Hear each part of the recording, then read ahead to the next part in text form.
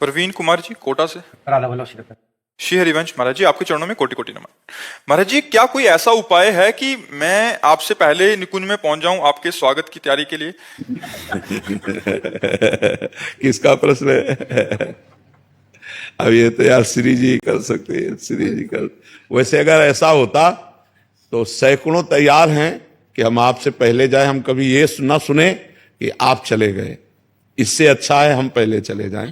ऐसे मान लो आप तो गृहस्थी में रह रहे हैं, हमारे विरक्त बच्चों से पूछा जाए तो सब हाथ उठा देंगे कि हम पहले जाना चाहते हैं। हम कभी ये सुनना नहीं चाहते कि हमारे गुरुजी पधार गए। हम तो ये देखना चाहते हैं कि हम पहले पधार गए और गुरुजी का वहां स्वागत करे। तो सब ऐसा चाहते हैं, लेकिन भैया नर सोची नहीं होत है, हरि सोची तत्काल।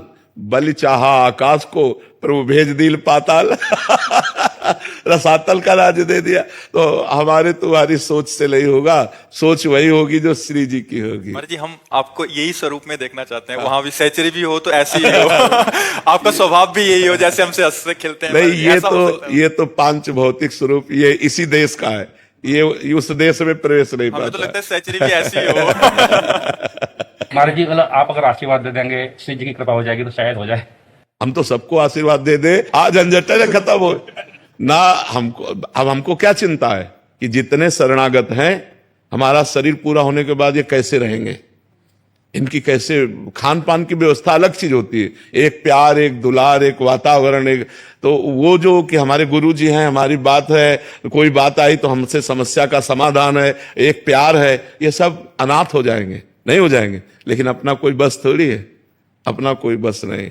हमारे बस की बात तो है लेकिन कितने दिन जीना है। अभी कहो भगवान 10वीं वर्ष जिला दें और कहो 10 मिनट में पूरा हो जाए। अब इसका कुछ कहा नहीं जा सकता। अच्छा, कितने स्वस्थ हमारे सामने चले गए और बीमार हम बैठे हुए। तो ये भी खेल है कि जरूरी नहीं है कि हम पहले जाएं, कौन कहां कब निपट जाए, ये खेल नहीं जाना जा सकता। ये बड़ा विचित्र खेल भगवान का है जी। प्रतिमा पांडे जी। राधे राधे। महाराज जी, निंदा क्या है? दूसरे के दोषों का दर्शन करके वर्णन करना, दूसरों के दोष देख करके उनका वर्णन करना। केवल दूसरों के दोष दर्शन कर लिया, कुछ बोले नहीं, उसे परदोष दर्शन कहते हैं।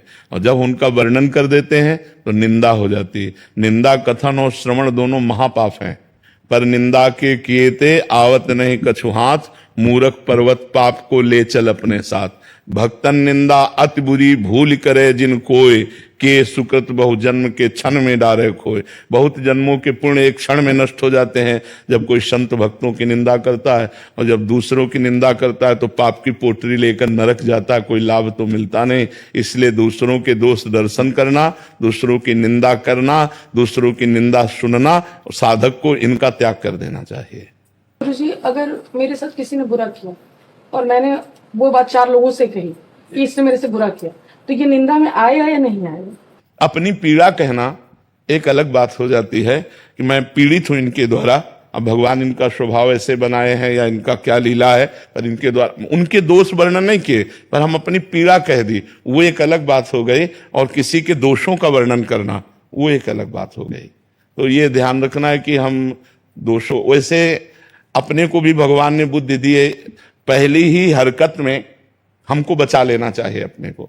जैसे हम जानते हैं कि ये आदमी अगर हम बातचीत करेंगे तो ये प्रतिकूल व्यवहार करेगा, तो हमको तुरंत उससे दूर हो जाना चाहिए, जिससे हमें ना निंदा करनी पड़े और ना विरोध करना पड़े। यदि वो अपना कोई परिवार का जन है, कोई निजी संबंधी है, तो हमको उदासीन होना चाहिए। उदासीन मतलब होता है ना शत्रुता ना मित्रता। अगर वो हमसे बात कर रहा है तो उत्तर दे दिया, नहीं बात कर रहा तो हम नहीं बोल रहे हैं। पूर्व में किया वो सब क्षमा करके, उसे क्षमा बहुत बड़ा अस्त्र है। उमा क्षमा सापहु ते भारी, अपने कर्म जाय अपकारी। यदि आप क्षमा कर दोगी तो साप से भी बढ़कर उसको दंड मिलेगा, क्योंकि उसने जो कर्म किया है उसका तो उसे दंड मिलेगा ही। और आप क्षमा कर देंगे तो आप महान हो जाएंगी, आपका हृदय शीतल हो जाएगा, आपके ऊपर भगवान की कृपा रहेगी। क्योंकि भगवान क्षमा को ज्यादा महत्व देते हैं, क्रोध या दंड को नहीं। भगवान ने कहा द्वेष्टा सर्वभूतानाम मैत्रः करुणयोच, निर्ममो निरहंकारा, सम दुखा समः क्षमे। क्षमा को भगवान ने बहुत, जो सुख दुख में समान भाव रखकर क्षमा करता है, दूसरे को क्षमा कर दो। तुम क्षमा करोगे उसका सुधार भगवान कर लेंगे। और जहां ऐसा कुछ लगे कि अब आपके जीवन और आपके, तो फिर कानून व्यवस्था है, ये कानून व्यवस्था का